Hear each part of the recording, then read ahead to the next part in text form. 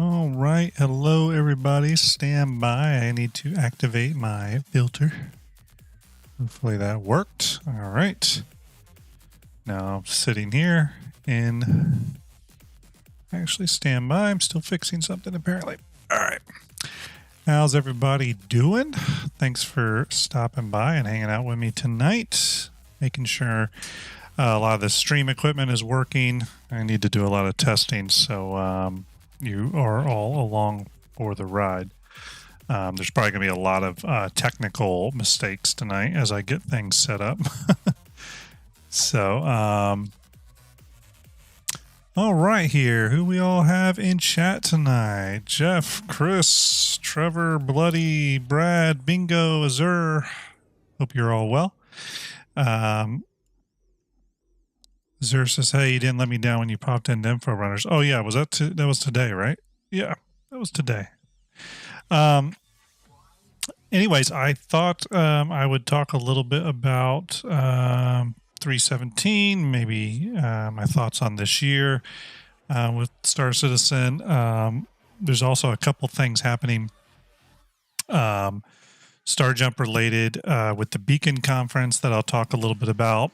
There is 2 STARJUMP projects I'll talk about, as well as a few, maybe a few kind of reveals tonight. We'll just kind of see how the stream goes. I mean, I didn't really have an exact plan on what we would be talking about and covering, but I figured we would just hang out, see where it goes, all that kind of stuff. Again, I am kind of getting some stuff set here. I'm right now adjusting a camera, so bear with me. All right. So, real quick, I'm not sure if those of you in chat, and first off, appreciate the kind words on the cinematic. Obviously, the Aegis cinematic was a lot of fun to do. Took about 3 months. And, one thing I thought about doing is maybe even doing sort of like a live commentary on the Aegis cinematic later. If you all would be into something like that, we could play it in the background, put it on mute, and we can walk through it. And I can take any questions about certain scenes or certain technical issues on certain sections and stuff like that. So, Brad says 4-hour session in game. New patch is pretty good in comparison to last week. That's good to hear. I haven't tried out 317 at all yet. Sort of been saving it for live. I usually check them out early, but this one I just haven't had the chance, and I'll get into why I have not had the chance to check out 317. Thank you, Brad. Appreciate that. Let's see here. Where do we want to start? Oh, yeah. So those of you in chat, some of you may or may not know about the Beacon Conference that is in Liège, May 27th and May 28th. Star Citizen Conference, kind of a big deal. I'm going to, you know what? Let me go ahead and bring up, bear with me, everyone. I'm going to bring up a web thing here. Stand by. Everyone, bear with me a second. I'm going to bring up a web window here.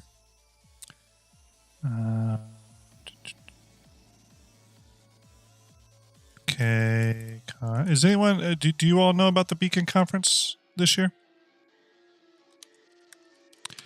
There's going to be, I'm trying to bring that up now, and I'll share my screen here in just a second.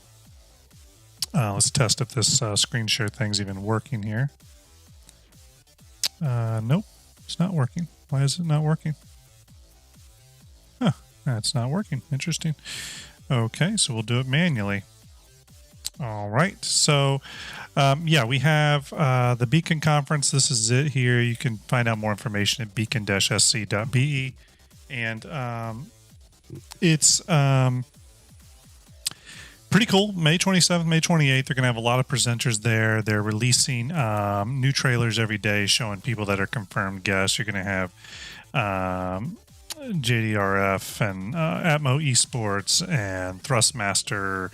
There's going to be some Star Citizen CIG devs there. So it's going to be a pretty big deal. They got a full stage set up. I was supposed to be there live. doing a big presentation on stage, kind of going behind the scenes of the Aegis 2951 cinematic that you just saw.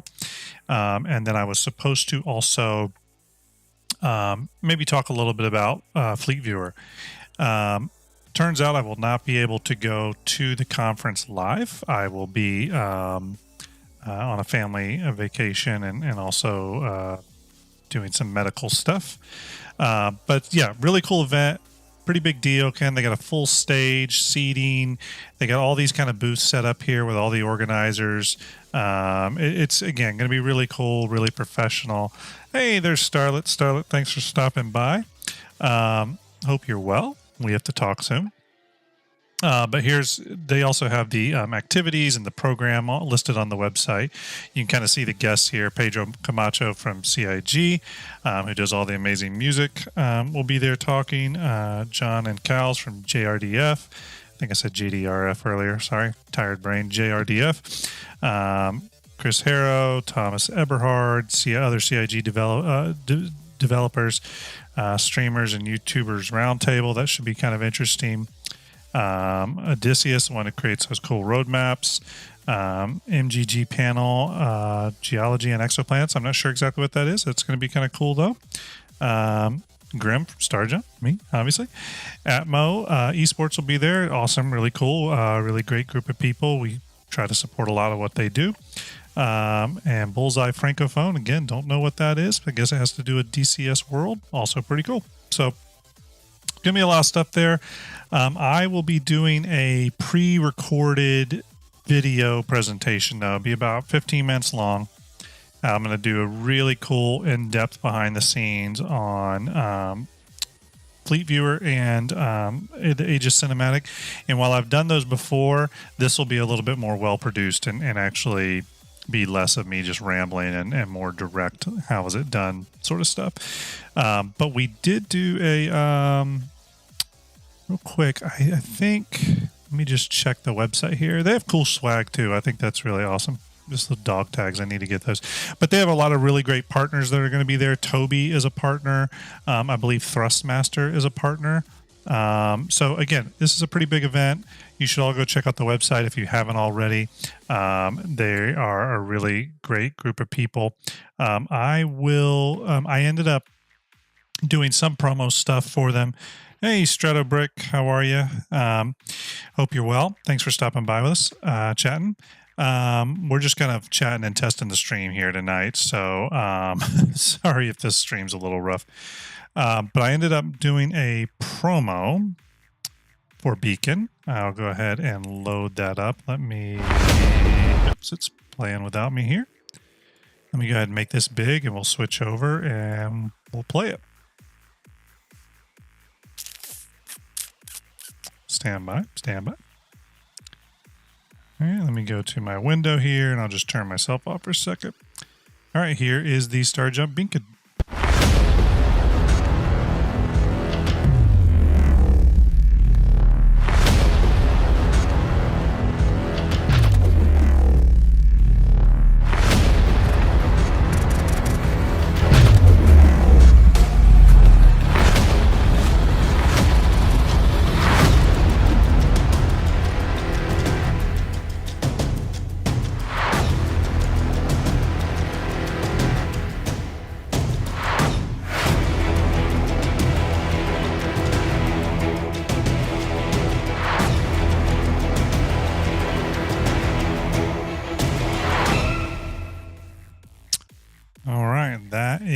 The promo. That's our Beacon promo. Again, I'll be doing a pre-recorded video for that. So if you're into, wanting to see how the STARJUMP sausage is made and see how some of these projects come together, I'm trying to put together a really cool behind the scenes look at how an entire scene is built in the Aegis cinematic. I thought that would be a cool way of doing it, because I've done behind the scenes before where I show like ships and stuff like that, but I've never done one where I do a scene in the cinematic from start to finish. So we'll start with animation, blockouts, ship prep, rendering, compositing, etc., etc. So it'll be essentially start to finish on how to build that, an entire scene or maybe a short edit of scenes. Just have to decide. Again, if anyone has anything you want to ask in chat about any stuff, any StarJump stuff or Star Citizen stuff, feel free to bring it up. We're just going to kind of randomly chat here.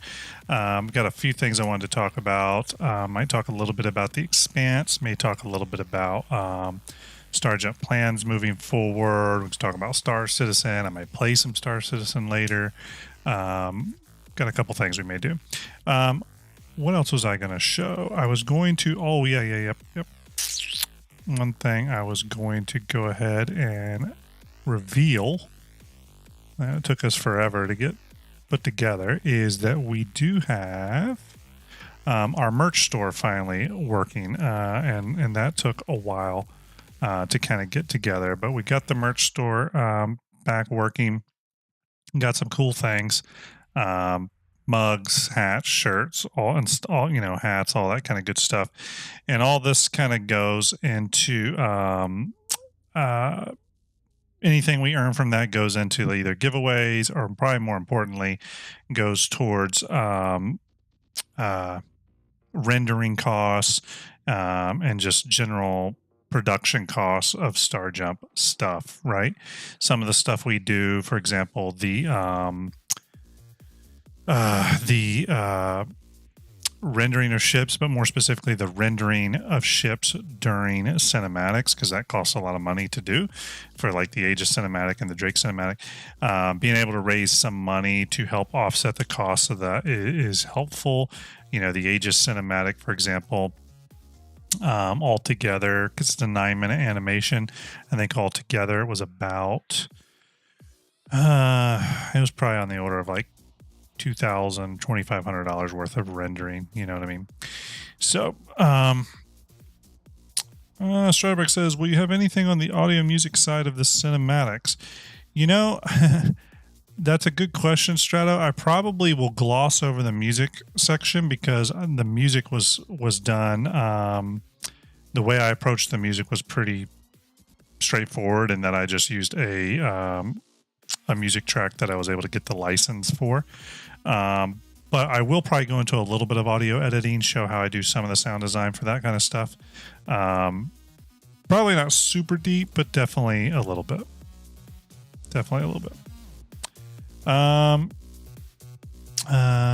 Silly says Expanse Liberator, hanging Expanse rear end off Liberator back. Think it could do its job while sitting. Yeah, I mean the Liberator's easily big enough to hold the Expanse without it hanging off the rear. It can actually hold several. That was on one of my recent streams. I think I actually pulled those two ships up and we kind of moved them around and showed that the Expanse could very easily sit on the Liberator's plenty of room. And the Expanse can probably even fold in its cargo bags a little bit, so it would even give it more room. Let's see here. Did you put a Pearl shader on the 890 and the cinematic? Yeah, Brad. So I did. It was so in the cinematics. I don't always try to make the ships look, as a matter of fact, let me real quick. I'm going to switch over to my coming soon thing for a minute. Stand by. I'm going to switch back here. Everyone, hang on. What I was going to do is I'll pull this up and kill the music to it. Okay. I'll just have this in the background for a moment. Let me drag it down. As you see, I've been switching from 4K to 1080p a lot lately for various reasons. So that's why some of my windows are all messed up, but that's why we're doing this stream. Let's see. Okay. Hold on a minute. I will get back to your question. Let me adjust the chroma key here a little bit. This is what all this is about.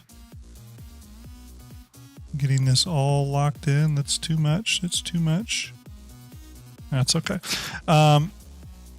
But yes, I put a little bit of a Pearl shader on it because generally in the cinematics, the ships, I'm not trying to because I've had people comment, hey, this doesn't look like the game or whatever. The idea wasn't to look like the game at all. The idea was just to look like my own, artistic styling of the verse, so to speak. And so with certain ships, I took certain liberties, right? With the 890, I did it was like a metal flake white pearloid paint on it. And I thought it was really cool. It did come out maybe a bit too glossy overall, and that's something I'm always battling with ships. But a lot of people commented that they really liked it, so that's great. To add on to that, though, Brad, for the fleet viewer, though, I was originally going with that 890, the one with the pearloid paint, and I decided to change it out to a paint that was more indicative of the ship in the verse, right, or in the game. Excuse me. So we went with something a little bit more realistic to how the 890 actually appears. I can show that in the background here. Kind of looks like that for the fleet viewer. Let me kill this Aegis cinematic for a minute. So it's always a balance on, because a lot of the ships are done for fleet viewer were initially the ships that were done for fleet viewer were pulled straight from my cinematics, and while they looked decent, they don't always look like how they look in the game. So sometimes I'm balancing whether I want to go with my cinematic version of the ship or how it is realistically depicted in the game, and that's always a little bit of a struggle. So with this particular ship, though, I decided it was better represented by the actual in-game asset. So Strabit says, I'm ignorant on the animation process. Why does it cost you extra money to render when you were doing the work to create the models? That's a great question, Strato. So, when you create anything like, 3D model or 3D environment, anything of that nature, and you're animating them in a 3D program, a non-real-time 3D program. And I work in the film television industries, and the standard applications for that world are Maya or 3D Studio Max or Cinema 4D. There's also applications like Houdini and whatnot. It's not real time. So when you create a scene and you animate it and you get everything working in it, you then have to render it, right? So process it essentially. And that has a cost associated with it based off the amount of computer cycles it's eating up. And the costs can be so prohibitive and the workload on your computer can be so high that you really have no choice but to send it out to an external render farm, right? Which is what I was doing for the Aegis cinematic. I would send it out to an external render farm. It was all cloud-based, and they would just continuously throw machines at it in order to complete the render. And some renders could take, 20 hours. And one scene may be $100, right? Or $200 or $10 or $20. It really ranges, and it depends on a lot of factors. How many reflective surfaces, how deep the ambient occlusion passes are, how many ships are going on in a scene. Do I have volumetric lights? It just gets more and more in depth. So that's why it costs money. Now, the flip side to that would be that if you did everything in a real-time engine, like the Unreal Engine, a game engine processes things in real time. That's the entire point behind it. And in that regard, I wouldn't have any render costs. The problem with that, and a lot of people have said to me, hey, why don't you just go, do Unreal? The problem is I'm doing a lot of stuff in the 3D applications I'm using that you could do it in Unreal, but you really need to be an Unreal master. You're not a master, but you need to, I'm very much a general purpose artist. There's artists, though, who can do certain things in certain software platforms really well. I would need those people to help fill the gaps for Unreal for me. So it says, I would love to see your version of it sitting on a Liberator. what's that? Would that be? Are you talking about the Expanse sitting on a Liberator? Sharbeck says, "Are you paying someone else to animate and rig the models, or paying for the processing power at a remote source?" So another great question. I do all the animation, 90% of the modeling, except for a few specific things, and I can go into that in a minute. And I do all the lighting. I set up all the renders, etc. And then once I have a scene completely done, I then send that off to a render farm. It gets rendered. The files are sent back to me, and then I bring those into a copying program like Nuke or After Effects, and I comp the scene together. Because when you render it, it comes back in parts and pieces that you then have to layer, like a like a big sandwich. You have to kind of layer those together to get the full scene. Starlet says ray tracing. Yeah, it can be a lot of things like that. Starlet's not wrong. Things like ambient occlusion, ray tracing, global illumination, all that stuff. It just, the heavier and heavier your scene gets, the more and more expensive it gets as well. So, yes, I can show an Expanse on a Liberator. You see a little bit of that in that Beacon trailer that I showed a second ago. You see it just for a minute. I don't know if that's what you're referring to, but I'll pull that up again real quick. I may have to cut the audio though, so stand by, everybody. Sorry, I'm cutting the audio. But you can see back here, there is let me see if I can pause it. Oops. There's a Liberator back here with two Expanses sitting on it pretty comfortably. And then here at the end, you'll see an Expand, or that same Liberator. Oops. Let's see if I can go back just a tad.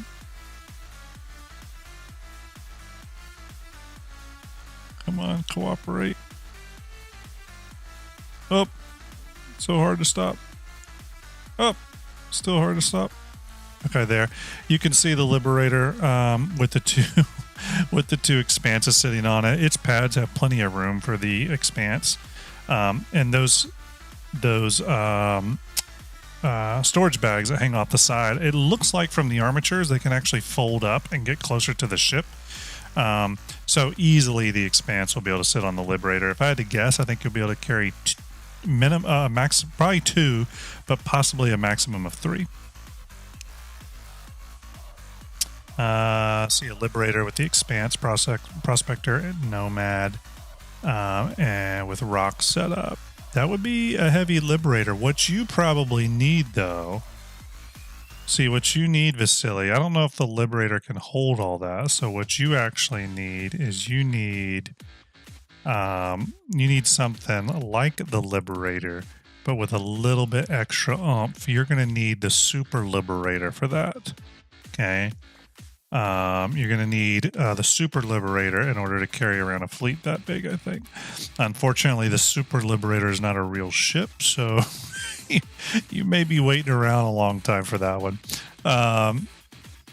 If you're wondering what it is you're seeing here, this is just a kind of a fan-made speculative concept I meshed together for Fleet Viewer, and also it dates back to we kind of had fun on one of my original streams where I was kit bashing some stuff, and the Super Liberator was born, and I've had a lot of people say how much they love the Super Liberator and wish that CIG would make that instead. Funny enough, I think Paul Jones from CIG even when I posted the Super Liberator, a picture of it, he liked it and said, "Wow, what a ship," or something like that. So that would be cool. Let's see here. Let's go back to what we were talking. You know what? We'll leave the Super Liberator up for our inspiration here. We'll leave the Super Liberator up. Yeah, but I can show a little bit on how that works. By the way, if you were wanting that, I probably didn't even post it, but if you're looking for the STARJUMP merch store, you can go there and check out merch, help support what we do. Again, that any money raised goes back into STARJUMP projects. So let's see, Liberator will likely hold my loadout. I look forward to trying it out. Yeah, so the obviously this is the fan Super Liberator. Obviously we're joking around a little bit, but the standard Liberator right here, really cool ship. Obviously I really was not interested in this ship at all.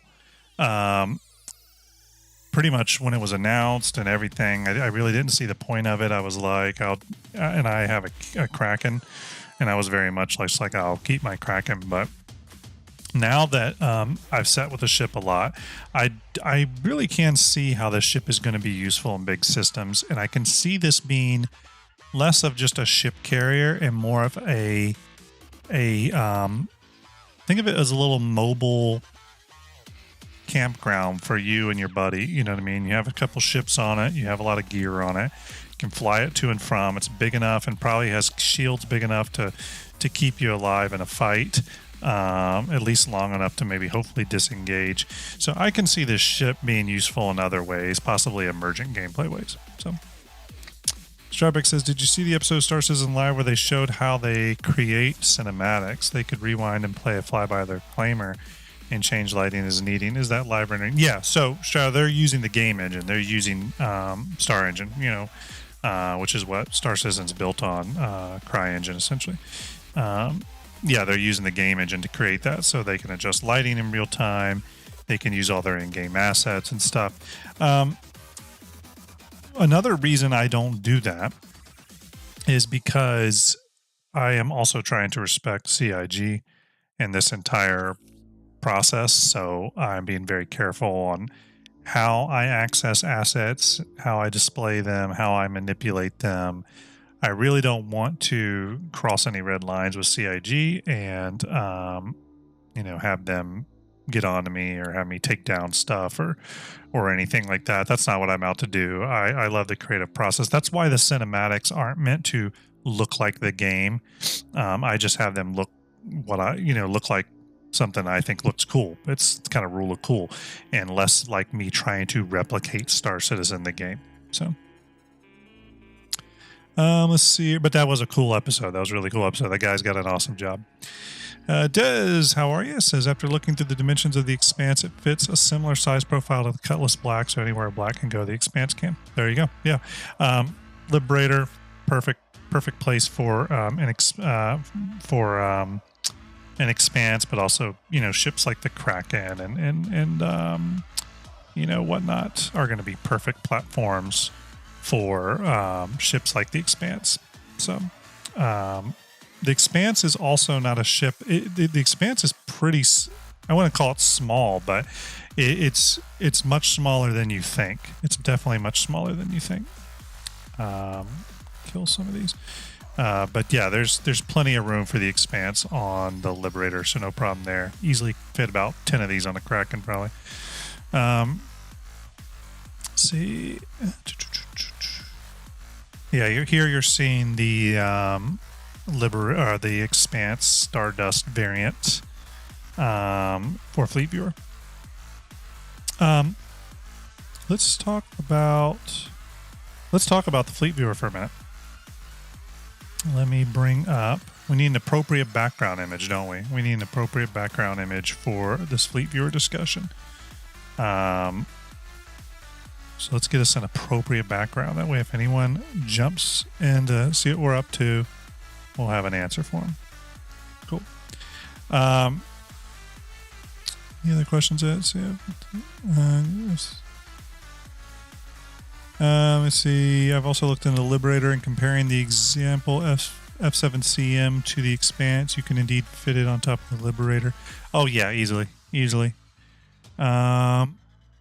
Appreciate it, Brad. So the Liberator is perfect for a solo player or just a player and a buddy.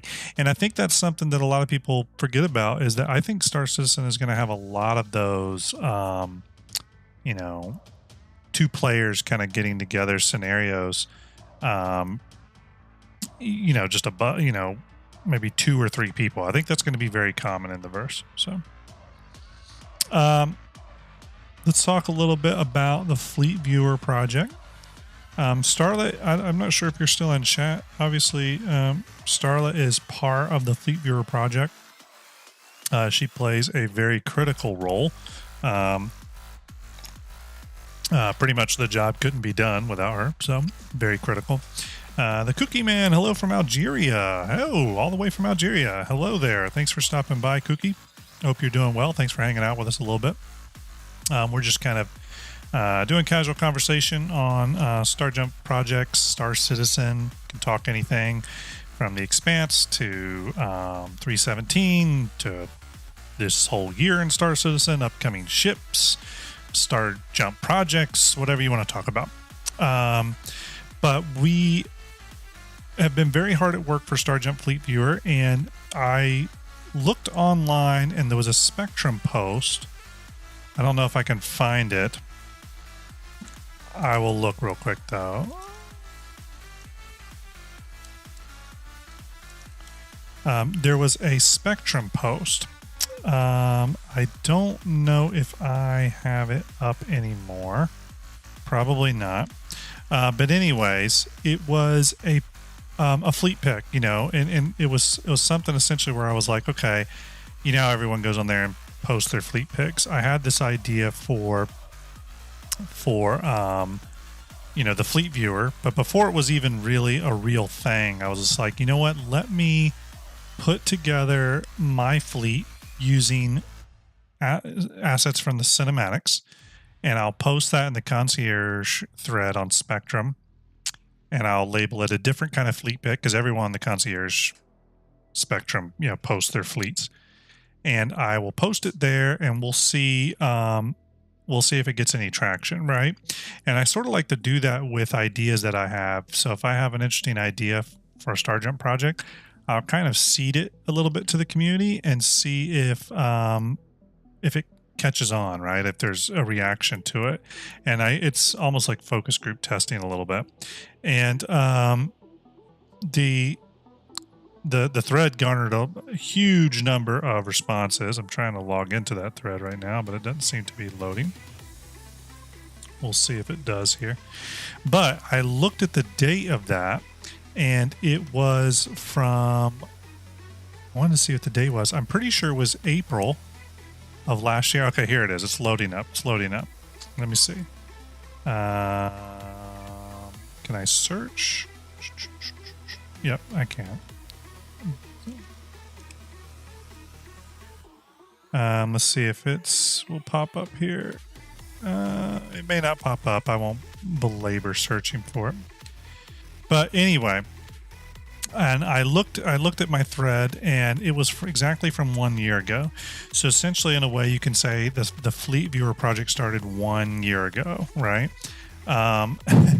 Little did I know it was going to take this long to get through this project, but surprisingly, Star Citizen has a shit ton of ships, so it took a lot to get through. So it's kind of cool that as of a day or two ago, the STARJUMP Fleet Viewer is essentially a year, process so far. Let's see who it's the pressure expense means great multiply friend. Appreciate it, Kooky. Thank you, man. Really appreciate it. Brad says, I want to see your renders of the Raylan. I can show that. Riddick, hello. Salute to you. Hope you're well. It's been a while since talked, but hope you are well. Hope you are very well. Yeah, I can show you some Raylan renders real quick here while we're up.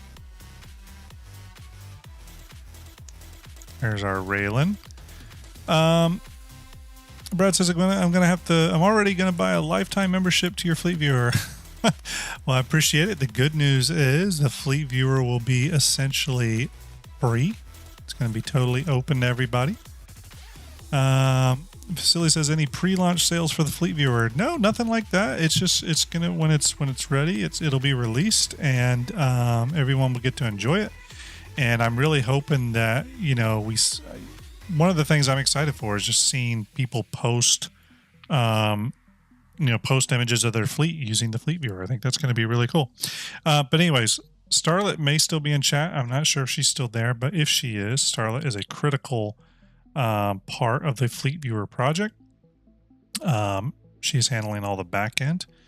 And one cool thing is that as of today, we have essentially hit finished on all the ships. we've now done all the ships. Now, there's one or two that we're going back to and doing a little bit of a detail pass on, but we're done with the ships. We've actually been able to now start looking at maybe a few little Easter eggs and stuff. So, Silly says, got a launch time frame this year. It's definitely this year. And while I don't want to speak for Starlet, because she has to now get busy bringing all those ships into the app, I don't think it's very far off. I don't think it's very far off at all. So, Brad, I really appreciate that. I will say, Brad, that we will have some ways to donate to the upkeep of the project. It's got to be a project we got to be upkeep. We also have bigger plans for the Fleet Viewer project. Let me bring up. So the Fleet Viewer project is something we want to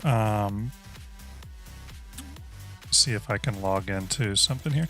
So the Fleet Viewer project is something that's going to be a starting point for a much bigger project that I won't go into here, but the Fleet Viewer is sort of like part one of a bigger project. Okay. So there's going to be a lot of work that has to go into that. So there will be ways to donate. As a matter of fact, probably by this weekend, I'll have the STARJUMP Patreon reactivated.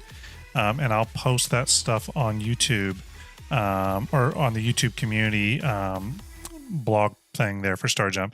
I'll post those Patreons or whatever. And if you want to donate to the project, I can tell you right now, for people, Starlet's still here. No problem, Starlet. Kick back, relax in the VR metaverse. I'm glad you're watching and hanging out with us.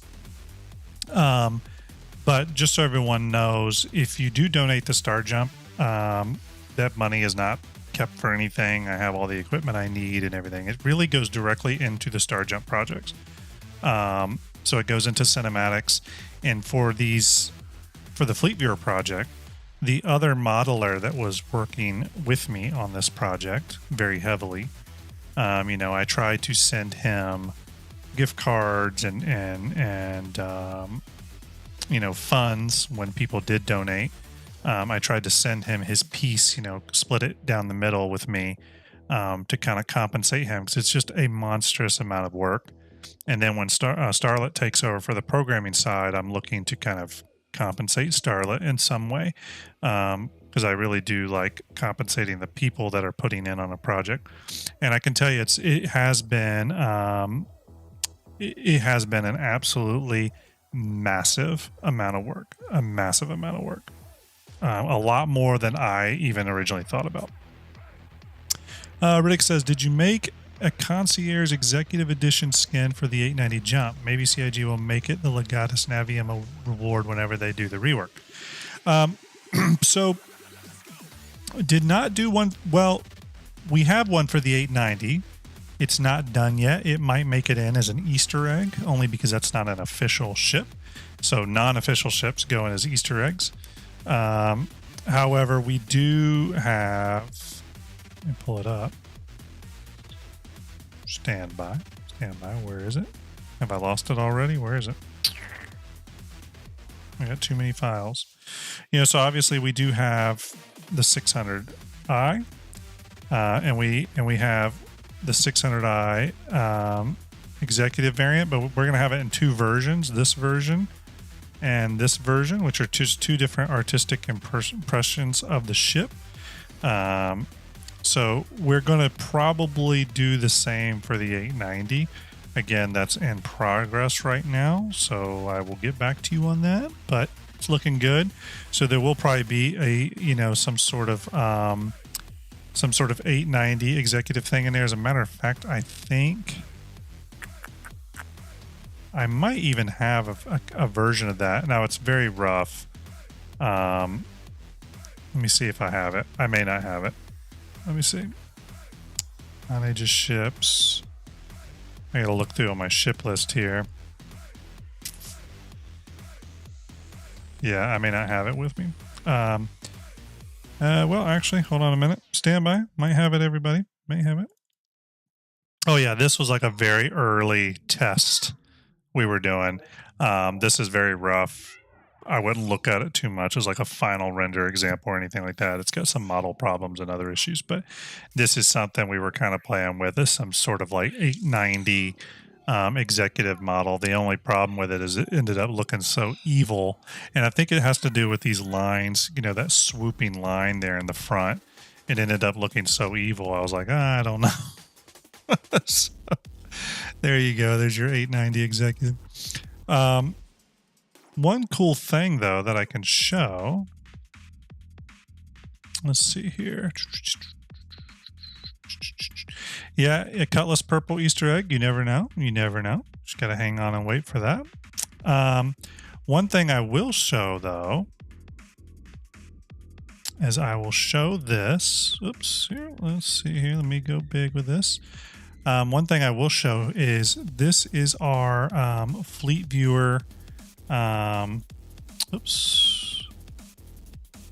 This is our Fleet Viewer worksheet. So this is the worksheet that we work on to take everything into account, make sure we're tracking all the ships properly. And, you know, if it's labeled green, it means it's completely finished and done. If it's yellow, that means where it's maybe going through quality check. If it's red, it means it's, at this point, it means it's done. It just hasn't been added to the file set yet, but it will be within a day or so. But the ship is now finished and done.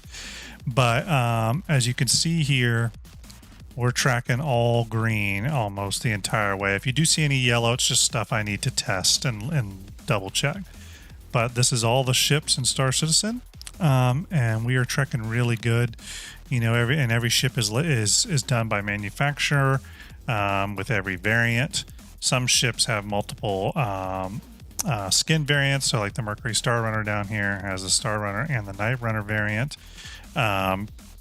Dragonfly is the Dragonfly Yellow Jacket, the black version, and Star Kitten version.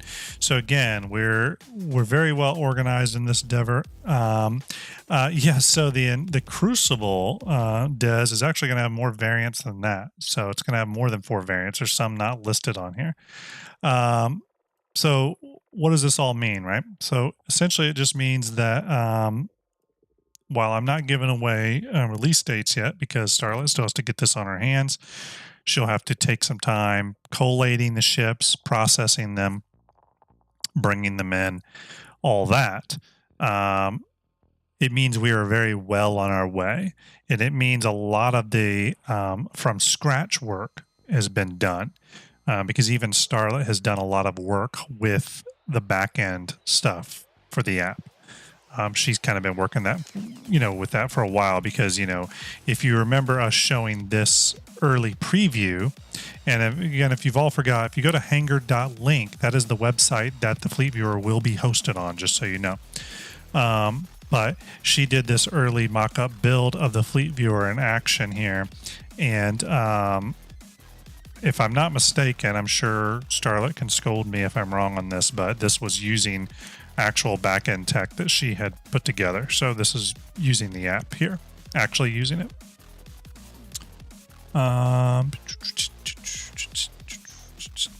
Bruce says, have you done the Bengal carrier? Real quick, before I get to that, Bruce, Des, yes, as a Crucible owner, you're going to be pretty happy, because I'm doing multiple variants of the Crucible, primarily because the Crucible, it's a concept ship, and there exists 2 different concept models and looks of the ship, actually. There's a square hangar variant, there's a wedged hangar variant, and then also remember the Crucible can be used without the hangar scarab, right? It can be used as just, a ship with the hangar detached and its 2 nacelles sticking out with those big capital ship repair arms. Starlet says this is essentially the app. Yeah, so here you go. You're kind of seeing it here. You can even see here at the end, she goes into edit image. She's altering the background here. You're going to be able to switch out background images. We're going to have a lot of cool stuff in here. A lot of cool stuff. Again, we're not putting any sort of date on release for Starlet, because we want her to have all the time she needs to do this properly. But what you can be sure of is that as she gets close to where she thinks she is in a can start targeting a release date, we'll probably lead up the week before with heavy promotion. We'll probably go on a lot of content creator shows, talk up the fleet viewer. We'll probably run some cool contests. I was thinking of running a contest where you could win your own custom variant of a ship that is on the fleet viewer. So for example, if you win the contest and let's say your favorite ship is the Nautilus, but you want a black and gold or an orange and teal or whatever colored Nautilus, you could pick the color variant of that Nautilus and it would then go into the fleet viewer as an Easter egg. So we'll run a couple of those info runners. I'm guessing that's execute. Salute to you. Hope you are well. Thanks for stopping by. We're talking a little bit about fleet viewer here. Let's see here. Let me go back to stand by, everyone. Stand by. But anyways, we're talking about fleet viewer process or progress. So we are very far along. I can tell you a little bit of the process that ships undergo when we're working on them. So essentially, the ship gets every ship starts out a little differently. We sort of decide whether the ship is going to go down my pipeline path, or is the ship going to go down my collaborator's pipeline path. We both have two different ways we do the ships. My way is really from scratch, where the hollow models from the RSI website are brought in. They're fully textured, shaders applied. Usually, additional modeling is done, and I do all the work from scratch. Some ships, though, go through our collaborator's pipeline, which is essentially a special tool that he developed that allows him to generate those ships. I won't go much more into it than that, but that is essentially what is happening. And the ships are the pipeline they go down is chosen a little bit based off of what the needs of the ship are. But you can kind of see here, if I open up the fleet viewer thing again, execute, no problem, man. You've had a long day, crash when you need to crash, absolutely. But here you can kind of see the process of a typical ship, right? So you'd have the ship name, its manufacturer, any notes that are given, maybe there's an issue with the model or something. The status can either be green, yellow, or red, depending on, its progress. Once that ship has been rendered, it is then marked off as rendered.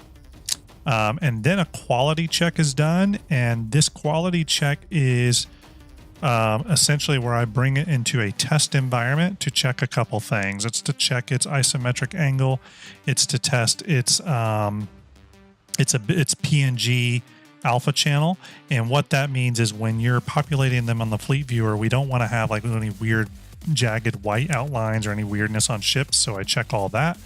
And then once the quality check has been and you notice there's 3 dots here, and there's mainly because there's 3 things I'm checking during the quality check.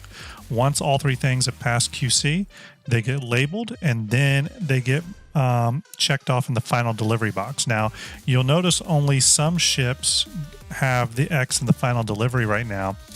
That's only because I only check it off in final delivery when I literally move it from our working folder to the final delivery folder. But as you can see here, almost all the ships are green. So we're pretty much completely done. There are a couple yellow marks on some ships that we're going to do a QC check on. And we have a couple ships here in red that are done. We just haven't updated this chart. And then the Crucible, I'm doing a couple QC checks on it, but it's mostly done. So again, that kind of gives you the process. And then that goes right into my Starlet tab, which will have all the ships, all their lengths, and any notes about that ship. For example, here's a note about the hull lay, and we'll take this into account as we're programming that in. So it gives you a little idea of the back-end logistics work with the fleet viewer. XQ says, I want a Starlet Javelin with a neon star on it. A Starlet Javelin with a neon star on it. That's a pretty good idea. I'm assuming you mean something awesome like this. Don't worry, Starlet's getting her special ship. Starlet will have her special ship in the fleet viewer for all the monstrous amount of work she's doing, and how helpful Starlet has been just in the entire fleet viewer project.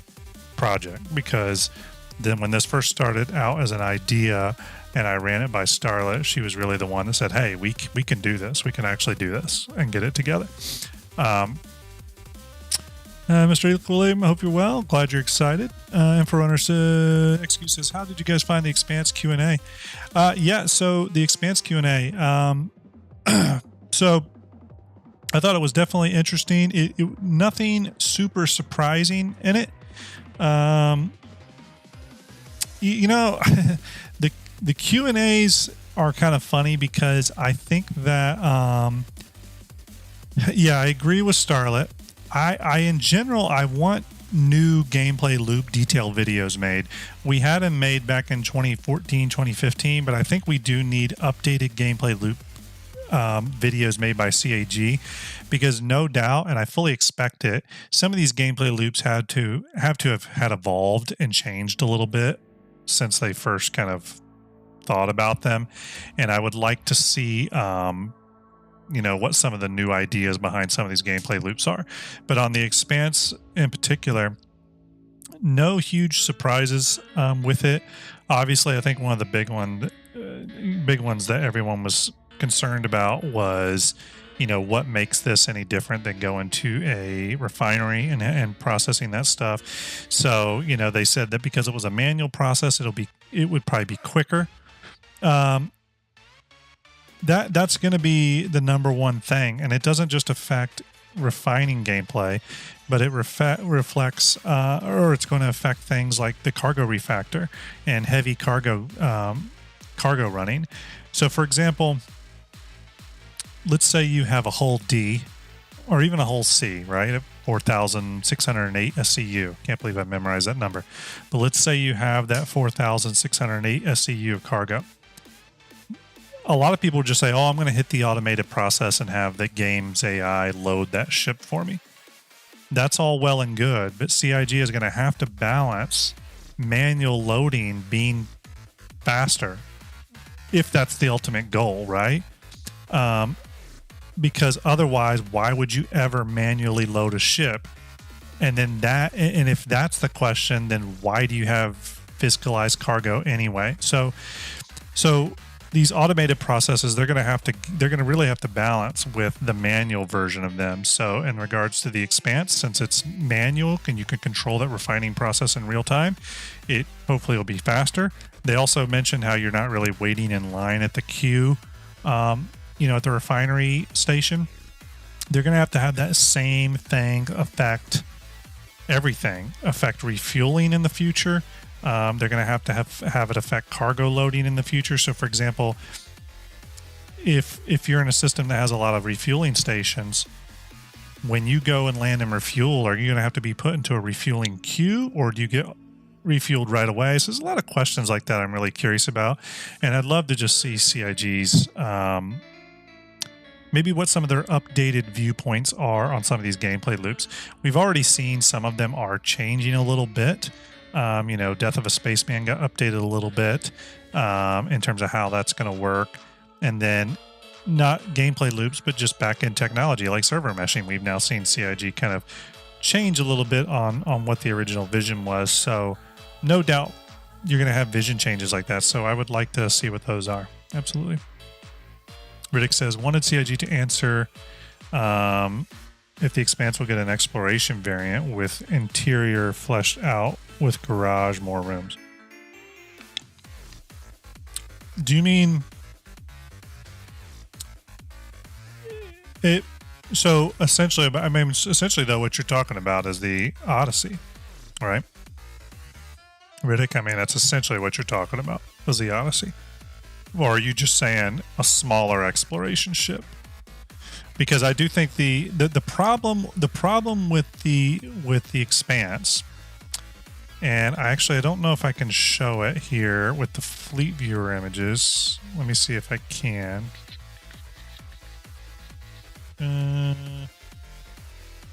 Maybe not. I could probably open it up real quick though here. So let me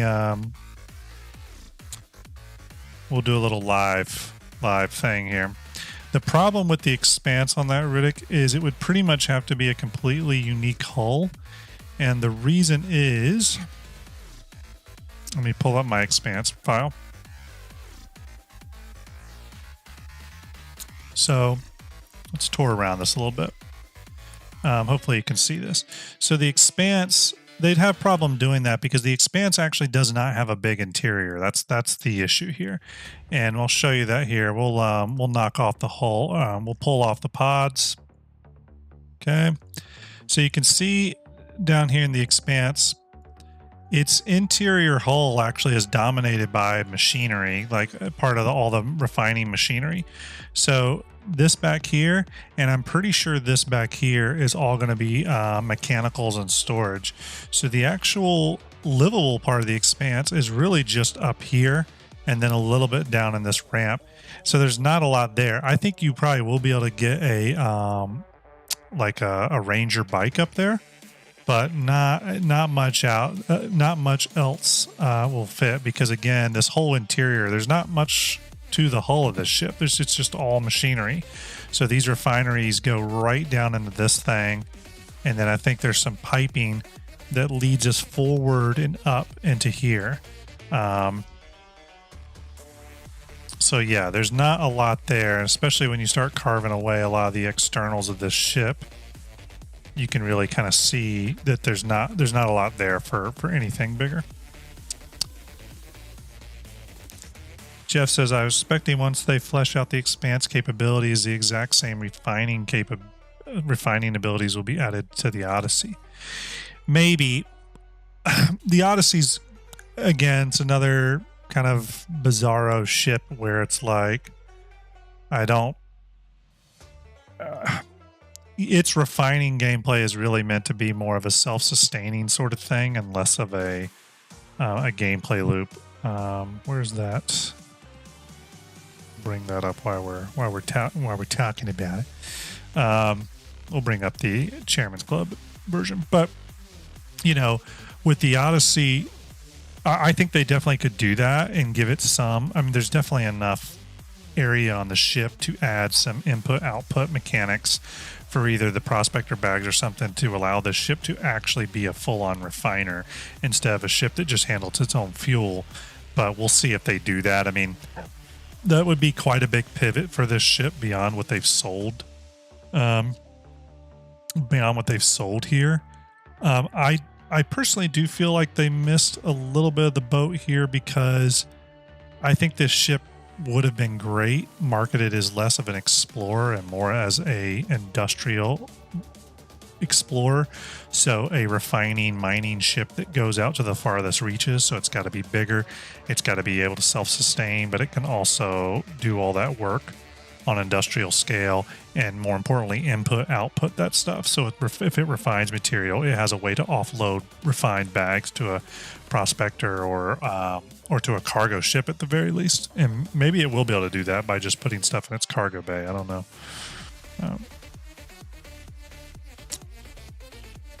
Zohan says, do you think every ship will have refueling boomstick? If so, some of those will be hidden.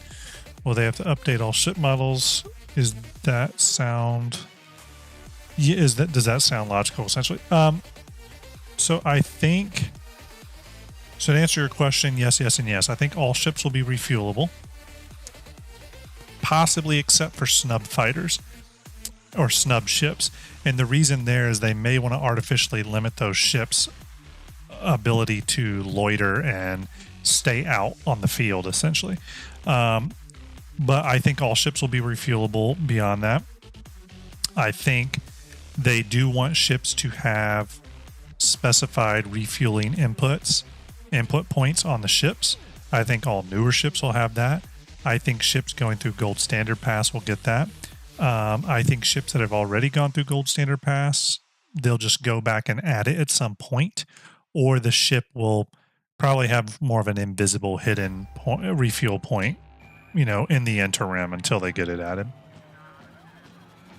What I don't want them to do is let the ship not having a physical input point hold them back from ship refueling for that ship. They should just give it an invisible one, do a little eye candy magic for the time being, and then add it when they add it. Zohan says, do you think every ship will have, or sorry, I just read that. Jeff says, I'm talking more about refining whatever they mine. Use it for self-repairs or to sell, not from other ships.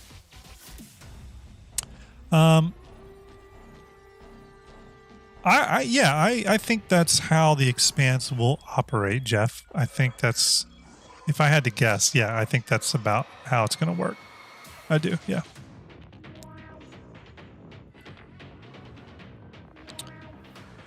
Let's see here. Starlet's wiggling to the beat. That's perfect. Perfect. It's the way I like it.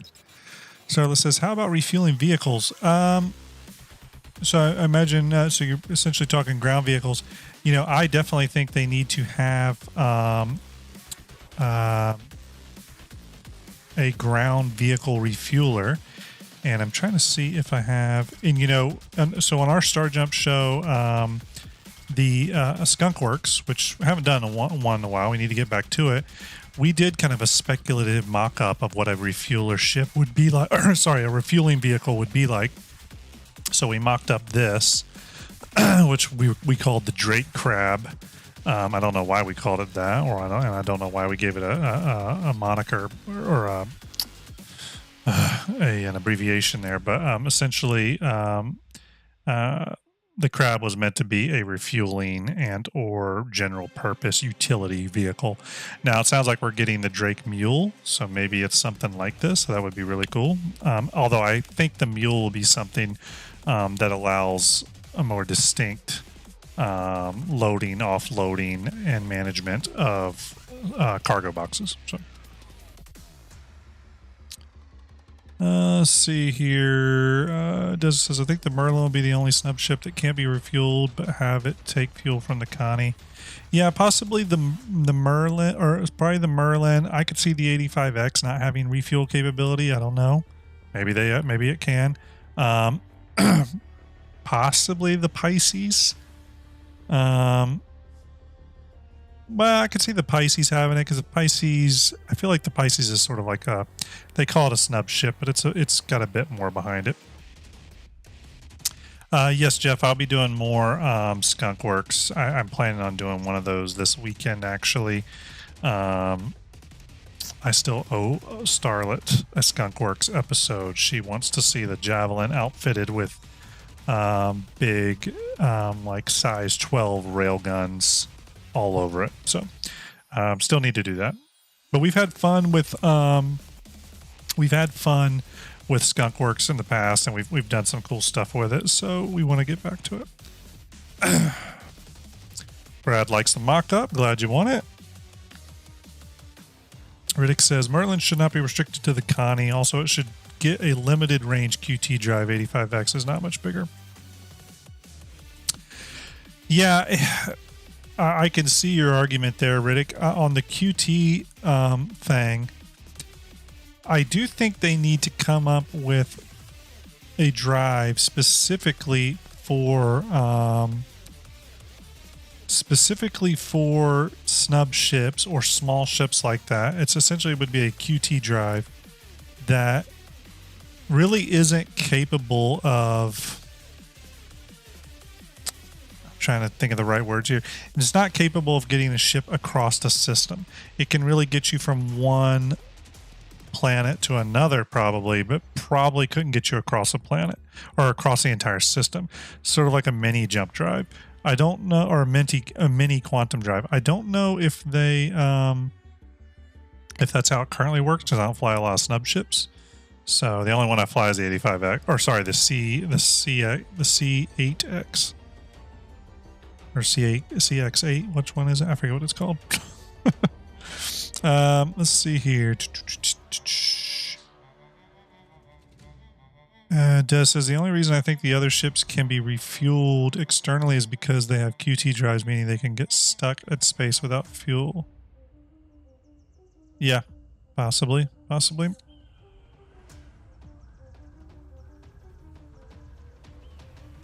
Yeah, Jeff, I've had a couple people ask for Endeavor mock-ups in Skunkworks. So there'll definitely be an Endeavor episode of Skunkworks. It seems to be a pretty popular one, people request. Obviously for Fleet Viewer, we have a lot of variants for Fleet Viewer. You have the base variant here, the Discovery variant, the Hope class, the Olympic class, a version with the Super Collider attached, as well as a version with the telescope array attached. We're looking, I need to have a bigger talk with Starlet about this, but obviously one thing we want to add to the Fleet Viewer at some point is the ability to sort of build your own Endeavor and figure out where the modules would attach. It would be easy for us because it would be just parts and pieces that you select and it makes an image out of them, but that's a little bit of a technical meeting me and Starlet have to have. But yeah. Let's see here. What else do we got? I can show you some ships that have just rolled off the finish line if you're interested in that. These rolled off today. Valkyrie and the Valkyrie Liberator, two ships that just rolled off the finish line. Excited to finally have those done. We also have the Spartan finish its process. The Ballista finished its process. Again, looking absolutely great. Could not be more happier with these. Oh, someone was asking about the Crucible. And one thing I wanted to add onto that. So we're going to have various Crucible variants that you can spawn depending on, what you like. Some of our Crucibles, for example, are going to have no hanger at all and just, have just the arms laid out and stuff like that. So there are going to be a couple on some ships like that are still highly speculative, like the Crucible. Obviously, the Crucible is going to be redesigned, but ships that are highly speculative like the Crucible, we'll probably show them in varying alternative visuals that you can kind of choose depending on what really suits your love of the ship. So I think trying to think of another one that's like that. Yeah, I don't know. Oh, I got another one that just rolled off the finish line you all might enjoy seeing. It's a rather popular ship. I think it turned out amazing. STARJUMP Collaborator in full effect. Where is it? This ship here was just finished. The Mercury Star Runner, as well as the Mercury Night Runner. Really love the way those came out. Came out great. Very happy with them. Info Execute says Ender Endeavor. You know what? I don't know. Ender hasn't really requested a ship other than the Hammerhead, but I don't know if the Hammerhead is like his ship anymore. I really need to ask him about that. I think our Hammerhead, it used to say Ender up here. I need to ask him if he still wants it to say Ender. I don't know. But yeah, yeah, we got to see about that. I need to look into that. Thanks for that reminder, actually. We'll see. I'm sure he'll have something in there.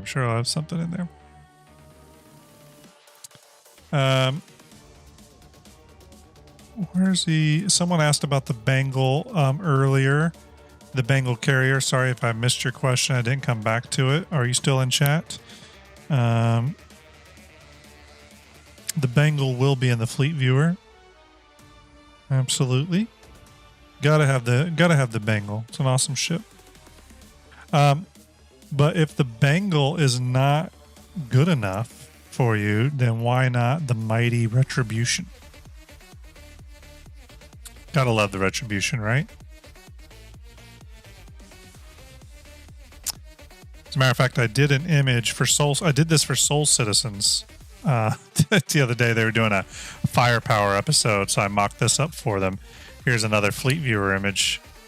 Shows the Pegasus, the Retribution, the Bengal, the Idris K, the Idris M, and the Javelin, all to scale. This is 2 metric right here, so you're seeing these ships at scale. Execute says, "And what ship is getting the Grim Reaper scan?" Oh, that's a good question. Well, my favorite ship, as you know, Execute, is and always has been the Drake Kraken. I am a Kraken. As you can see here, everyone. Let me see if you can see this. I am a Kraken captain. I am definitely a Kraken captain right here. When the Kraken comes out, I'm getting a full pirate hat and the whole deal for sure. So the Kraken does have a little bit of a grim Easter egg. If you see right here on the little nameplate, it actually says Grim in 06, which is the month I'm born. So June. So it's got a little bit of a grim Easter egg. It's actually a very obvious Easter egg. It's got my damn name on it, but yeah, the Kraken has my my name on it. So I just went full ahead with the Kraken. Yeah.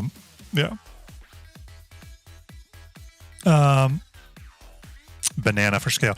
Yeah. So to give you an idea, we can go through some ship scales here if you're curious. Stand by. So to give you an idea, the Idris variants, they are 242 meters long, capital size ships. The Javelin is 480 meters long. It's considered a destroyer. The Pegasus is an escort carrier, and I think it is 933 meters long. The Bengal, I think, is 990 meters long and is known as a fleet carrier. And the Retribution is known as a super dreadnought, and I believe it is 2,792 meters long, something like that. Yep, something like that. You can see those ships here in this top-down visual. You can see some of those ships, give you an idea, again, another idea of their scale. You can kind of see here like a Perseus, a Hammerhead next to these ships, obviously pretty small. But yeah, that's what you're seeing here is a 2-scale isometric angle of these monster ships. What I can tell you is that this Retribution required a ton of work by me, a ton of work. So info, let's see, Execute says, I keep saying Info Runner, sorry, Execute says, "I'm going to make you a Grim logo with a sickle and hooded skull." Hey, I would put it on the Kraken. I would definitely put it on the Kraken. I would absolutely do that. I would absolutely do that. Let's see. Andir says Endeavor. Let me go back to a couple of questions real quick. So Riddick asked about Fortuna skins. We are going to have some of those. I don't know. Yeah, we do have some, you know. We do have some emerald skin variants for some of the ships. Do we have... Trying to think if we have Phoenix Emerald. Yeah, so we do have some. We definitely have some. What else do we have? I know someone's asking about Endeavor. I showed the Endeavors. Hopefully y'all caught that. Yeah, Riddick, we're going to have a Fellowship of the Kraken. That's just got to have, that's got to be a thing. I'm a Kraken captain through and through. Let's see here. Doesn't the Retribution have its own transit system? The Kraken and the Bengal have its own transit system, actually. Well, definitely the Bengal has its own transit system. The Kraken has an air car that moves between its corridors. So even ships as small as the Kraken at 272 meters has that. I'm sure the Retribution has. I don't know how built out the Retribution will be. The Bengal, on the other hand, though, will definitely have. I think it definitely has its own transit system. I know, like Piggles knows for sure. I think he's explored that ship a little bit. I don't know. And yes, I can confirm that the what Des is saying, Jeff. The CIG has said that the Javelin is the largest ship a player will be able to buy and permanently own. I personally think they're going to stick to that. And there's a couple reasons why I think they're going to stick to that. But it just as recently as last Invictus, John Crew was asked that question, and he reaffirmed that the Javelin was the largest ship a player could own permanently. But Pegasus, Bengal, you might be able to like commandeer those for a short period of time in the verse. So, it might be like considered almost sort of like a raid or something. Mud Dog, thanks for stopping by. Appreciate that comment on the Retribution. Yeah, this image was prepped for Soul Citizens. They were doing a show on firepower of the UEE. So I pulled up this, created this image for them, so they had it for their show. Always like to help out fellow content creators that have shown us great support. Whenever they reach out and need something, I always try to accommodate. What else can we show here real quick? Oh, real quick again, everyone. Don't forget, if you are interested in supporting STARJUMP, we have some cheesy merch at our merch store. Feel free to go check it out. It's kind of silly stuff, but it's meant to kind of fund development of some of our projects that we're kind of working on. It pays for render costs and stuff like that. We got all kinds of silly stuff on there. We got Grim mugs, Starlet mugs, Ender mugs. We got STARJUMP hats and shirts. I think I'm wearing a hat right now. Coffee mugs, all the usual merch. Nothing like incredibly crazy there, but it does help pay for some of the development of some of the stuff we're working on. So follow that link if you're interested in supporting that. Also, don't forget to swing by hangar.link if you've never dropped by there. That is the site that Starlet built. It's a great CCU chain calculator, and that is where Fleet Viewer will eventually go. I know me and Starlet want to talk a little bit about the future of Hangar.link and what's all on there and how we brand it and how it faces the community probably a little bit. Yes, so Fleet Viewer will eventually be hosted there. So, and then, again, for those that do want to help support the project beyond merch, if you're looking to make any sort of like development donation or something that goes directly into the project, we'll try to get Patreons up at some point. I'm going to try to do that this weekend, or some sort of way to donate to the specifically to the Fleet Viewer project, because I know there's a lot of interest specifically in the Fleet Viewer. So because of that, I want to get a donation path just for people interested in donating to that. And again, if you want to reach out to me personally for some sort of donation to the project, you obviously can do that. You can find me on Discord and stuff. Obviously, any donations we accept, they really do go right back into our projects. Stuff like the Aegis cinematic and stuff was about $2,500 to render, about $2,500, almost a Javelin to render that. So let's see here. Arabanu says, by the way, I love your cinematics. Could you make one with a merchantman? Funny enough, I'll just say soon. I'm already working on one with a merchantman, so that's happening. The Fleet View, the merchantman is a ship that has been worked on, and do I have that image here? I don't even remember if I have it here. Stand by. Let me see if I even have it.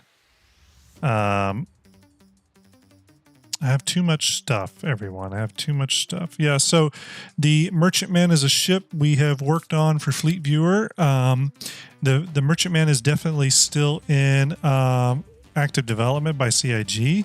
What exists of the Merchantman right now from a model standpoint is pretty rough. It's also a ship with a very complicated shader preset, meaning it has a lot of gold filigree work. It has like unique shaders like pearlescence and stuff like that. So what we did for Fleet Viewer is we did something that sort of approximates where CIG is going with the Merchantman. And then obviously once the Merchantman is actually in game, we will then run that through our other pipeline that I can't really speak too much about, and that will have the ship presented as it is in game, in the actual game. So, yeah. Vuki1231 says, sorry if this is a stupid question, but why does rendering cost money? Is it not done on your PC? That's not a stupid question at all, Vuki. That's actually a really good question and a really smart question to ask. Rendering does cost a lot of money. So there's two types of pipelines when working in 3D. There is real-time and non-real-time. Real-time would be using something like the Unreal Engine, in which case you don't really render because everything is done real-time. And then another way would be doing it traditionally how it's done in film and television, which is the industry I work in, which would be using industry standard programs like Maya, 3D Studio Max, Cinema 4D, Houdini. And for those programs, you do need to render. So you need to process the image. And then even when you process it and you render it, sometimes that pumps it out as layers that then have to be composited together. I could probably show you that here in just a second, what that process looks like. So you might ask the question, then why don't I start using the Unreal Engine to build the cinematics? Primarily because the Unreal Engine, I'm not a master in the Unreal Engine, first off. So I have to kind of use the tools I know how to use the best. And then also with Unreal, there's certain things with the concept ships in Star Citizen that are very tricky to get into Unreal Engine and have them work in the way I need them to work. I'm sure there's an Unreal expert out there that could easily do it. I am not that person, so I kind of have to do what I can do. Now, what I can say is that I am in pre-production on the RSI cinematic, and the RSI cinematic is probably about 50% Cinema 4D, 20% Unreal Engine, 20% Blender, and then about 10% in-game 4K screen records. So it's for the RSI cinematic, I'm really bringing a lot of media sources together to create something that I think people are gonna really like. It won't be as long as the Aegis cinematic at 9 minutes. It'll be more like a 4-minute cinematic, but I'm trying to put a lot more effort into it, right? So, it's going to have, full sequences with, Titan suits and, any and everything we can get into it. I'm going to try to get into it. Where is, we did a StarJump Station episode, focusing on Titan suits, and I did 3D mock-ups of what Titan suits would sort of look like based off some of the CIG concept artwork. So, they're very rough, but we wanted to kind of play around with what those Titan suits would sort of like feel like. There's going to be a whole sequence though where the Titan suits are battling it out. There's going to be Titan suits doing repair work on ships in 0G and stuff like that. So there's going to be a lot of that type of stuff. But it's definitely going to have some Unreal stuff in it. But I think the render cost for the RSI cinematic will probably end up clocking in at around $1,000. So, Brad, thanks for the compliment. Appreciate it. Jaybird, appreciate it. Laylo, thanks everyone for hanging out with us tonight. Again, if you like what we do here at StarJump, obviously give our StarJump YouTube channel, hit that like button, subscribe, smash that like, whatever they say. I hate saying those words, but I'm also terrible at my own self-promotion.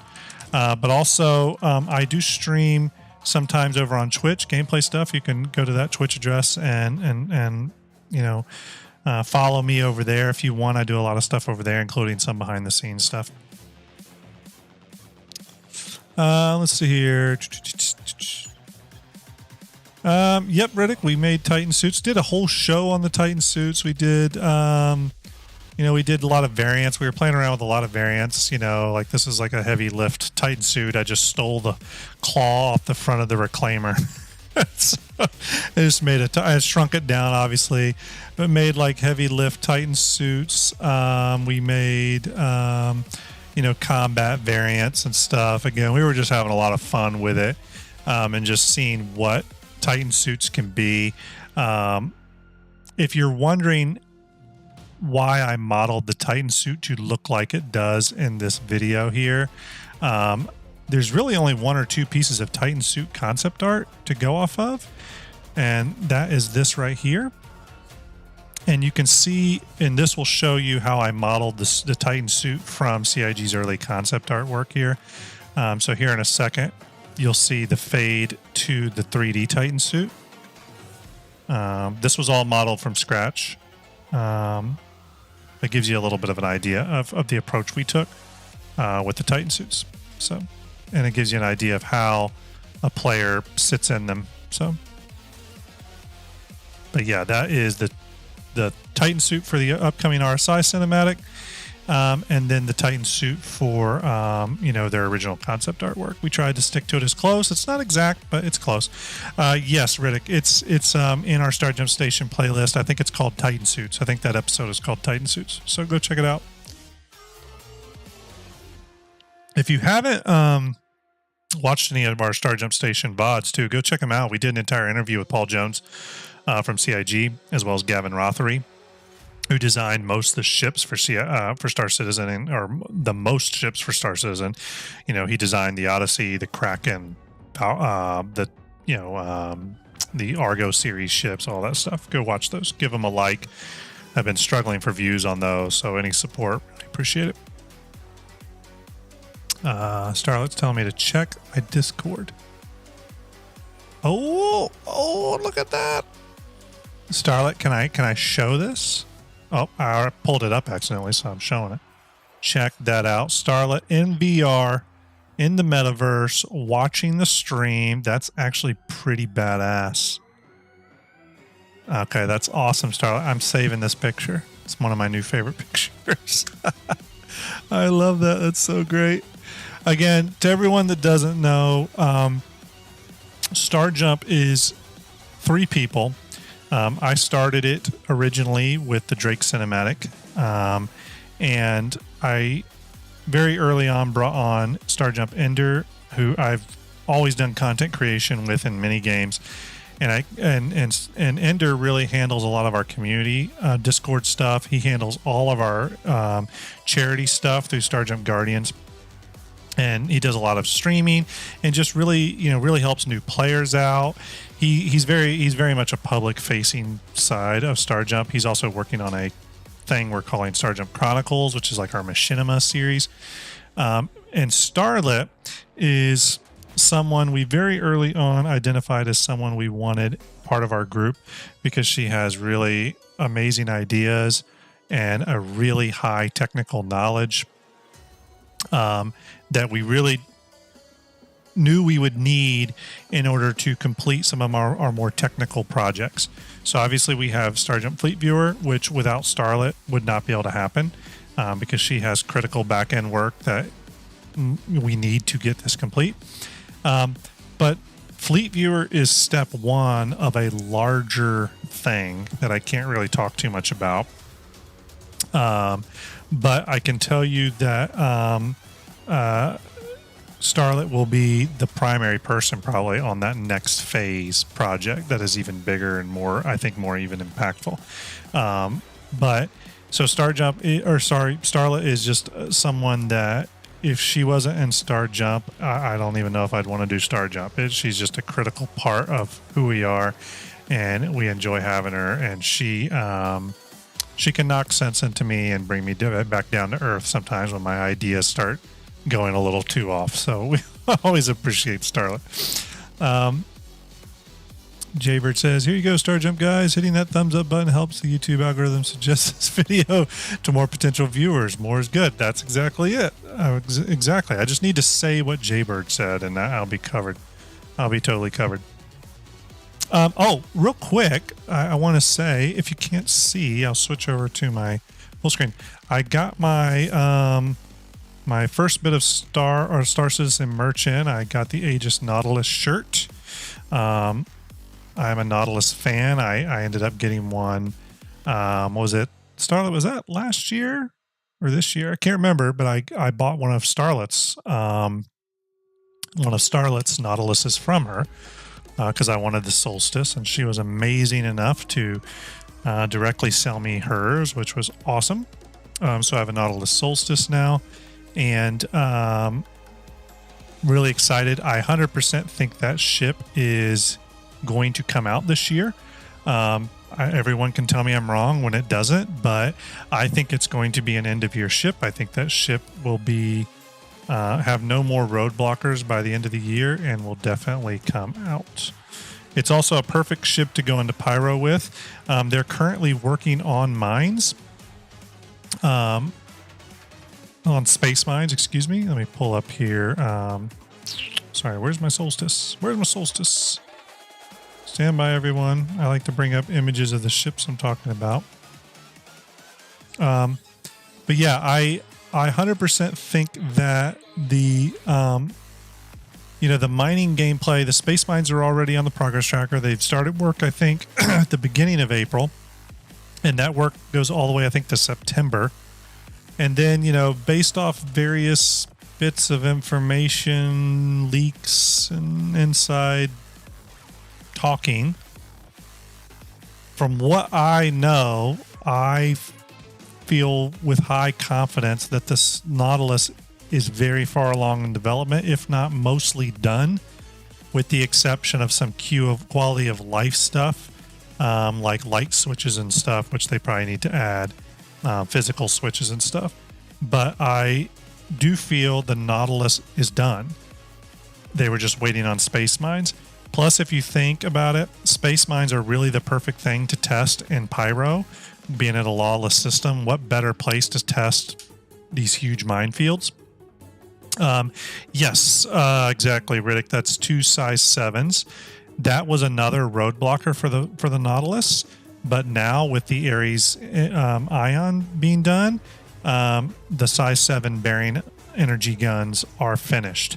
So the size 7 weapon on the Nautilus is no longer a roadblocker.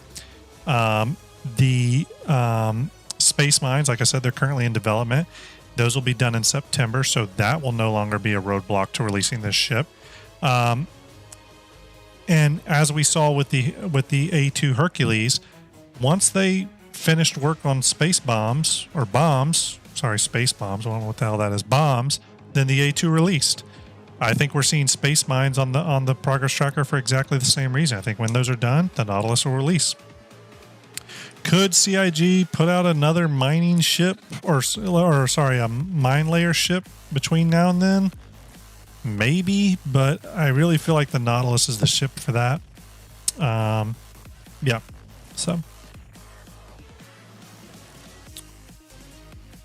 All right, what else do we got to talk about? What else do we have here?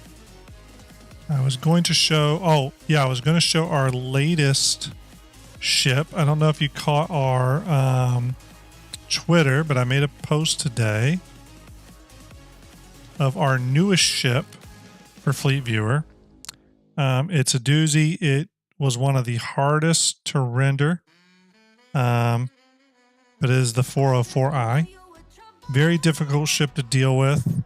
Had a lot of model and mesh complexities, but I think we come up with something to get it in Fleet Viewer, and I think it's going to be great. 404i definitely will be something you can represent in the Fleet Viewer. Adam, no, you didn't miss. I mean, the fleet viewer's progressing, and we've been sort of talking about it for a while now. We hit a major milestone in the sense of having all the ships are now done for it. Starlet's got to now do her magic and program those into the back end. I'll probably kick her off in the next couple days on that. We're doing a couple quality checks on some of the ships, but the hard work is really done on that stuff. Yeah, so coming along nicely. Yeah, Brad, I really do. I think the Nautilus is ready to go. Let's see. So the funny thing, Des, is the mines have almost, was it April, May, June, July, August, September, about 6 months worth of work they're doing on them. And I think part of that, though, is because the mines do have status to them after you deploy them. So after you deploy them, you know, you're going to be able to get some read-only kind of information about them. And I think it's stuff like their degradation and how long they have before they are no longer, you know, combat worthy, stuff like that. But the mine itself is, do I have that up here? Yeah. So the mine itself is known as the Tefra mine, or the Firestorm. The Firestorm Kinetics Tefra mine. Looks like this. I think it carries a size 5 charge. You're going to be able to put out 24 of those. Chat, correct me if I'm wrong, but I think it's 24 of these mines. They are proximity based and they can home. They home in on a target. We have heard CIG say that the minimum range they envision for these is like 10 km, you know, 10,000 meters as being like the minimum. And you can put out a field of 24 of them. You know, you get 2 Nautiluses working together, you get a pretty wide swath of space covered. So Bruce says, will we see any ship internals in the future? Probably not with Fleet Viewer per se, but because theres really no way to show those in an interesting way. However, one of our STARJUMP collaborators is working on something with cutaways that is kind of interesting. So maybe more on that in the future. That's more his project, though.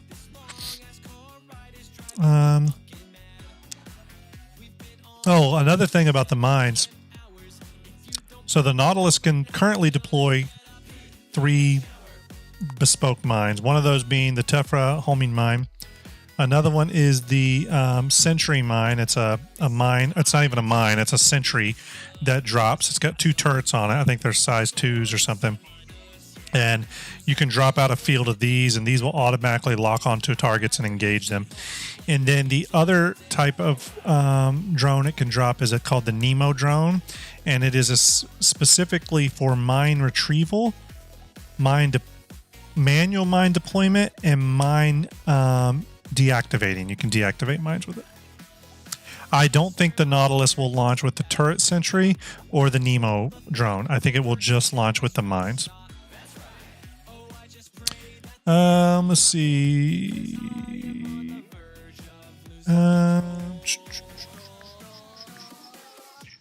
Anders says, so I see a few. Anders says they'd have to track assets, owner, deployer for crime stat, maybe, and some simplistic AI to home news, so a few roadblocks. Yeah, you're right, Andrew. I think that's why there's so much work on the progress tracker for space mines. If you go to the progress tracker and look up space mines, you can see all the teams working on it. There's actually quite a few teams, and I think some of the teams are handling some of those roadblockers you're talking about. Jay Birdman says, question, will we be able to shoot the mines to detonate them? I wouldn't doubt it. I have no doubt that you're going to be able to do that. Much like you can shoot at those sentries when you're doing those what are they? The missions, the bounty missions. Yeah, I totally think you'll be able to do that.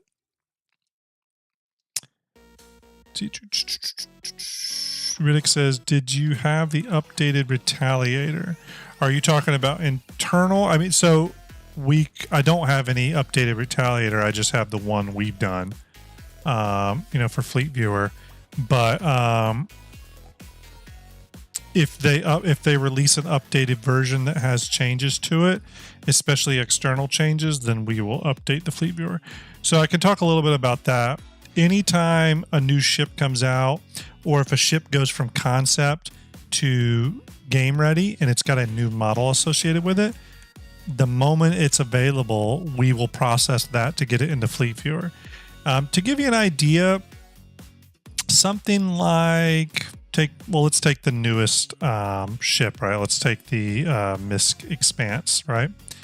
So if you take the Misk Expanse, this ship, to do both variants, the standard and the Stardust variant, took about half a day to prep.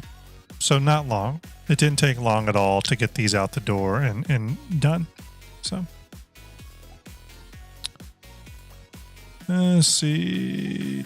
Deer says, I imagine the mines will be sort of like the listening posts near comm arrays and the turrets and squatter machine. Yeah, that's what I'm thinking. Something like that. Something like that.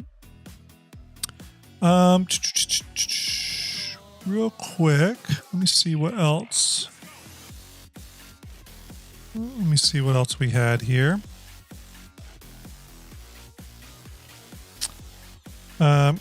We recently just did the Tumbril variants. That was kind of a big deal. Those had been the Tumbril Cyclone variants. Those had been sitting on the to-do list for months and months and months, and I really just did not want to deal with them. There was so many variants, etc. But our STARJUMP, one of the STARJUMP collaborators, the one that's really doing a lot of heavy lifting with me, got to work on them and just did a fantastic job on the Cyclones. We have every variant, the standard, we have the AA, we have the MT, we have the RC, we have the RN, we have the TR. So as you can see, we have every variant you could possibly want with this amazing vehicle. It's one of my favorite vehicles in Star Citizen. Again, there's just an ungodly amount of work that had to go into this. Riddick says, are you expanding Fleet Viewer to weapons and items, etc.? Future update, of course. We hadn't thought about that, Riddick. I think someone else had mentioned possibly weapons. We definitely could in the future do that. One thing I thought about was possibly doing components. That would definitely be a version 2 down the road. Another idea me and Starlet want to do for version 2 is the ability to change ship colors to whatever you want. So if you have, let's see here. Let me switch back. Let me go, stand by everyone, stand by. Let me go to my full frame thing real quick here. Stand by here. Let me open something. I'm going to come back to that question. Mud Dog asks, I know you still have a few manufacturer cinematics you want to do that have their own stories, but there are any plans to do a full season of short episodic story-driven cinematics? So Mud Dog, I'm thinking about pivoting to something more like that, more like minute-long episodic stuff. Yeah, so that's definitely a possibility. I've been thinking a lot about that lately, so it's funny you mentioned that. So I'll bring up real quick. Let me switch back over to my window. So if you have a ship like the Idris, now this is not how it will work in the Fleet Viewer, in version 2 of the Fleet Viewer, I should say. I don't want to scare Starlet. But the idea would be that there would be parts of a ship. So primary color, secondary color, and maybe a tertiary color. So 3 colors.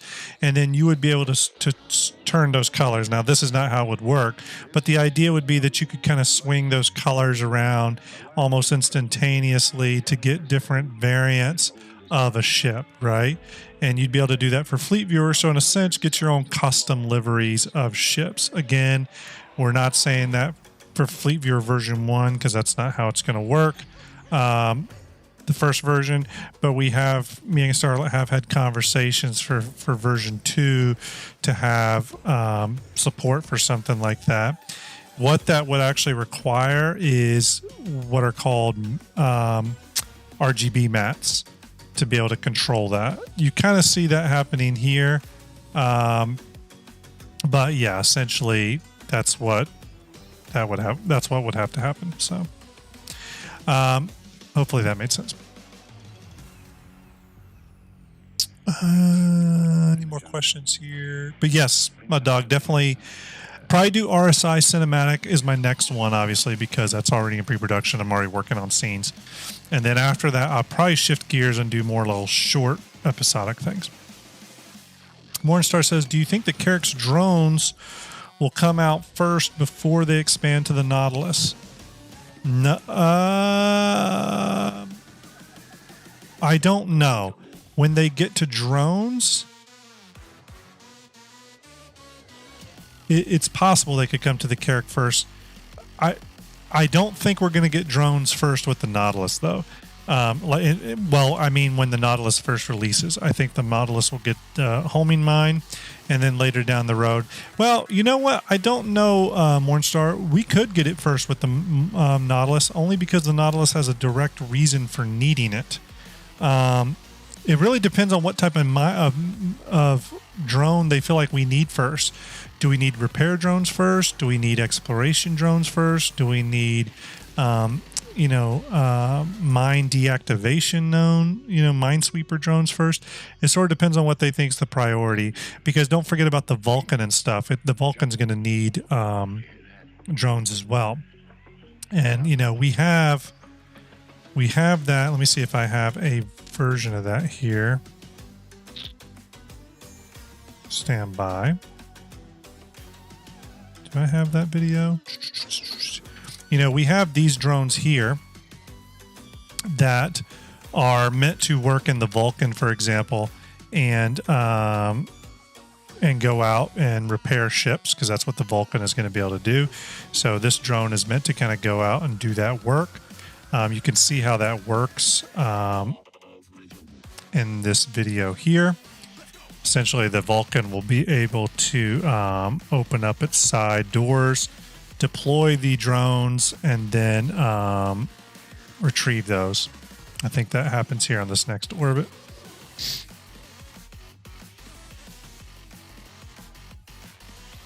Yeah, you can see the drones here. They deploy. Carrick's drones will sort of work the same way. Right. So yeah, that's kind of how that whole system's going to work. Which ship gets drones first, though? I don't know.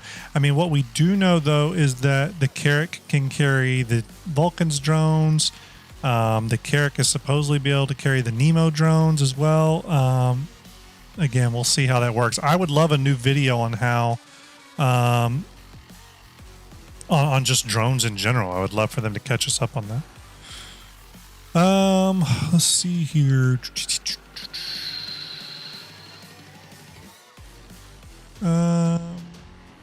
Yeah, Mud Dog, looking into dialogue, VO, even custom music and stuff. Definitely looking into that. That is something I'm talking to people about now. Kyle says, have you caught wind of any progress / additional details on the 600i Explorer redo beyond what SLC discussed months back? No, not personally. Obviously, I have a few contacts at CIG, and I know some good friends, are friends with people at CIG that work on ships. Nothing, and I do have conversations with Paul Jones and Gavin Rothery in the past, and still stay in contact, especially with Rothery. Nothing offhand, though, nothing that I've heard. I also don't generally pry about some of the ship stuff like that, just because I don't want to get anyone in trouble. But I haven't, sometimes people will drop hints, but I haven't heard anything about, what that 600i is going to look like. I can tell you that I hope it adopts a lot of the visual language internally from the 400i, and a little bit from the 890, which I think is obvious where they're going to go with it. But I would love for the 600 to have something a little bit unique to its visual language as well. And the reason I think that is because 890s or Origins, this luxury brand, I feel like they're the one manufacturer that would make sure each tier of ship had something special to it, right? So while the 890 has a lot of like gold and marble accents in its interior, I would love if the 600i had something comparable, right? You know, maybe that is a lot of like wood inlays or whatever it is, I don't know, but something to just reinforce that the 600i is special in its own way. I think that would be really cool.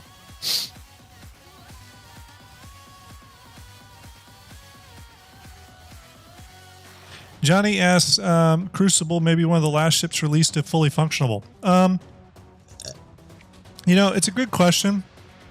I've actually talked at length. We had a STARJUMP Station episode specifically on repair gameplay, right? And we talked a lot about the Crucible, obviously. And the Crucible is a ship to me that we really need in Pyro. It's a ship that I could easily see us using in something like Pyro. You know, I had the Vulcan and the Crucible appear in the Aegis cinematic. You're seeing that here. Hopefully there's no noise playing. Is there noise playing? Good. Hopefully not. But I really think the Vulcan, or sorry, the Crucible is a ship that they really should try to prioritize and make, because I think ship repair out there in the far reaches of Pyro and stuff is going to be something that we're going to need. I can see that being a critical need. Both that and the Apollo. Now, we know the Apollos are in production because we're going to need those tier 1 beds out in Pyro. Ship repair is going to be the same way, especially if, hey, there's the TSN, Mud Dog. Especially if repair capabilities out there are going to be limited. You know, we're going to need that. So I actually hope the Crucible does get some work sooner rather than later. I think that would be really important. Here, as you can see, a Crucible losing its hangar. Let me back it up a little bit here. Here's a video of the Crucible dropping its hangar Scarab and then using its large capital repair arms to move up to a capital ship to do large-scale repairs on it.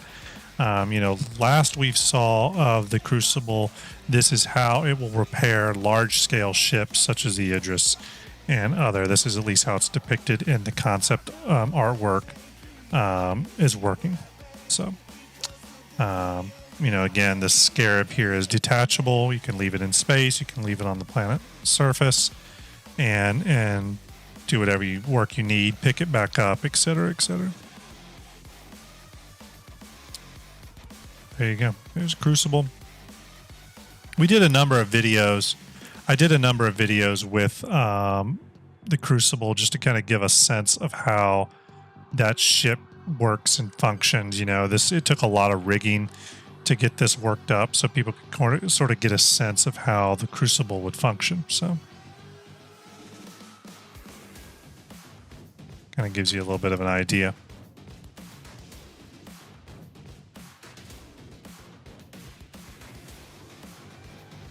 I think I have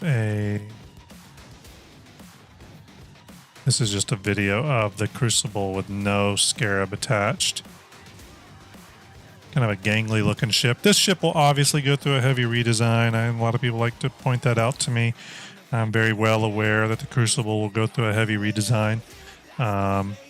So yeah, expect a heavy redesign, but I do think the Crucible is a needed ship. I think we need it or something very similar to it. Thanks, Riddick. Appreciate it. Kyle says, based off what you know of the current Reclaimer model, how do you envision the salvage material making its way into the hull? Does the top open up for drones to drop that in? Well, let me find an old video for you. I can maybe illustrate some of that.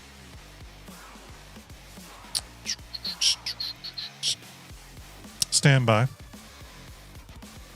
I have a video somewhere. Where's my video?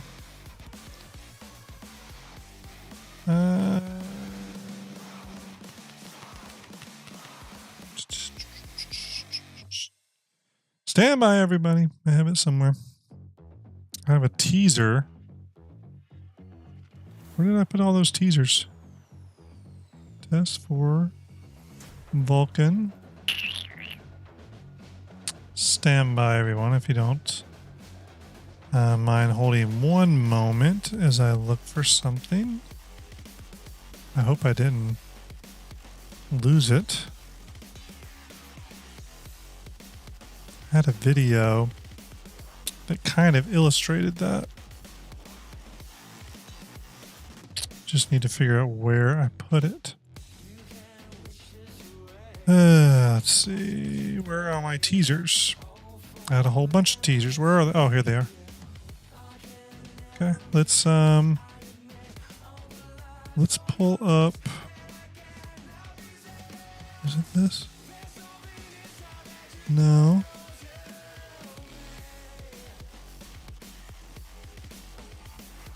I will find this, I promise.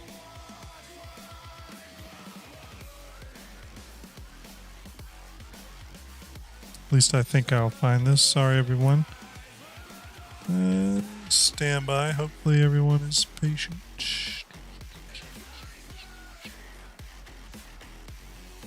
I don't know where this video went. Well, that's okay. That's okay, because I can just pull it up. Let's do this the hard way. Let's go in here. Let's go in here. Let's go in here. Let's go in.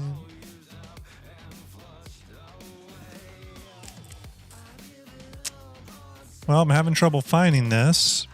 Oh, you know what? I think I do know where it's at. I think I do know where it's at.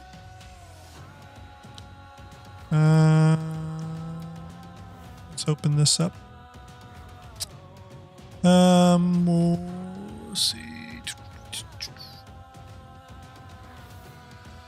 Morningstar, no, I did not animate the engine's changing position, but it's rigged to do that. It is rigged to do that. Stand by, everyone. Some sort of okay. Let me open up our reclaimer model here, and let's take a look. Let's answer that question. I'll kind of show you what I think is going to happen. So here's our reclaimer. Let me tell lights to turn off. Okay. Essentially what happens with the reclaimer, obviously, is it's, if you didn't know, it has a big claw and some cutter arms here. And these arms come out. Okay. These have essentially, I think, laser slicers on them. And the claw here is a gripper, right? So it can grip something as you start to salvage it and cut it up.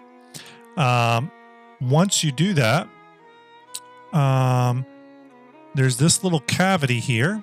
It's a little hard to see, but there's this little cavity. And I think this has a tractor beam or something that sucks up the material. It gets sucked in here, travels back through the piping and into the grinder area. So that's essentially what you're dealing with. Is it's a little sucker station there where it pulls the material in this hole. Yep, that's kind of how that works.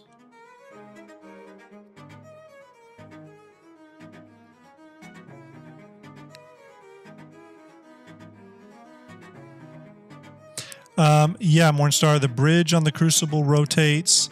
The engines can slide up and down. It can fly forwards. It can fly backwards. So it doesn't even really have a front or back of the ship. It can fly whichever direction it wants. I had some people message me and say, oh, you got the Crucible going the wrong direction. The Crucible doesn't really have a direction it flies. There's concept art of it in repair mode where it's flying forward and backward. And there's shots of it with its full scarab on, flying forward and backward. I think the ship is able to fly in any direction it wants. I'm going to be really interested to see how CIG handles that, though. Let's see what else we have. Does your demo model reclaimer use the claw? I cannot imagine how CIG will deal with object collision and engine. My model does. Yeah, my model uses that. You can kind of see that in the Aegis cinematic, which I can pull up here. I'm going to mute it though. Stand by. Yeah, it's muted. You can see right here, I have the reclaimer using its claw here. and its cutters. You'll see it kind of doing its thing. You can kind of see that little sucker area underneath the cockpit where it pulls in the debris. Yeah. Essentially, this is how it's supposed to work. Now, I've kind of juiced it up, obviously, because I was just making a cinematic. But the idea is that this is kind of how the process works. Now, CIG is probably going to lean more on magic lasers and stuff to kind of help make all that extraction happen, but that's essentially the process.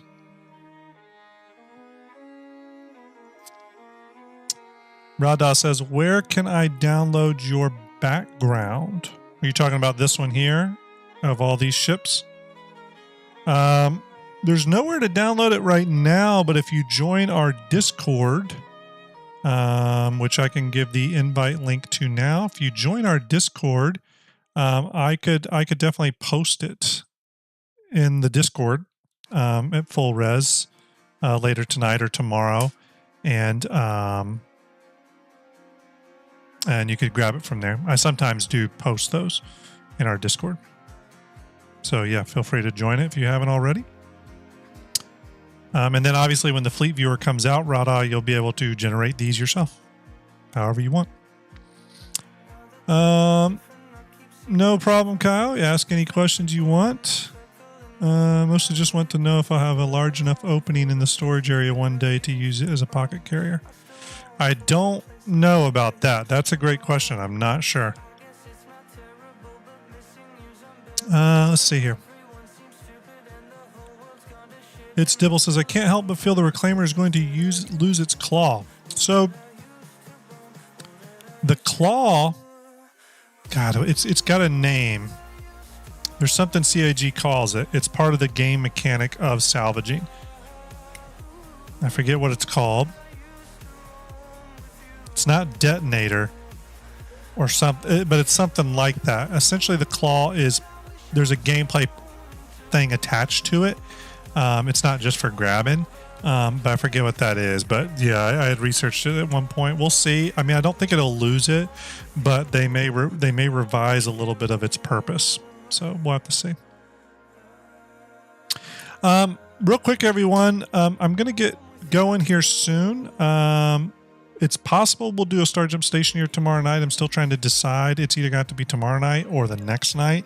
Starlet, I'll need to talk to you about that. It may need to be Saturday night, which would be your Sunday morning. I don't know if you're available, but I may need to alter the day just so we can prep a little bit, because as we've been coming to the finish line on Fleet Viewer, I really did not get STARJUMP station prep, so we'll talk about that. Everyone, I appreciate so many people coming out and hanging out with me. Hopefully you enjoyed everything we talked about. I know we just kind of went off on some tangents and stuff, but it's always fun just to chit chat and talk Star Citizen and stuff. Like I said, I'll be doing quite a bit of streaming this week. And then next weekend, just so everyone knows, I'm thinking about doing a kind of like 6-hour streamathon where we play Star Citizen, maybe play some other games, talk STARJUMP projects, talk all kinds of stuff. By then, we'll probably have another ISC to review, just general stuff. So, yeah, that's pretty much it for tonight. Again, hope everyone has a great weekend. I know this was very casual and kind of loose. I really just started wanting to test some of my streaming setup again. But thank you all so much for hanging out. You all asked amazing questions. Starlet says the next day is fine. Okay, great. Thank you, Starlet. So everyone, I'll be streaming. We're going to be streaming STARJUMP Station, not tomorrow night, but the next night. And it'll be at 10 p.m. Eastern on YouTube. We'll do a STARJUMP Station episode. We're going to do it on like fashion in the verse, clothing, RP, role play, and stuff like that. So it's going to be kind of a fun episode. Everyone in chat, again, thank you so much. Really appreciate you hanging out with me. I'm going to let you all go. Have a wonderful Friday. Again, don't forget to hit like and subscribe on this YouTube channel. It helps us out so much. You know how those YouTube algorithms are, so we really appreciate it. Please go to my Twitch channel if you would as well. It's twitch.tv/StarJump. underscore Grim. I do streaming over there too, gameplay streams and stuff. And sometimes I host contests over there. I'm going to be doing a contest for the month of May to give away a Drake Vulture.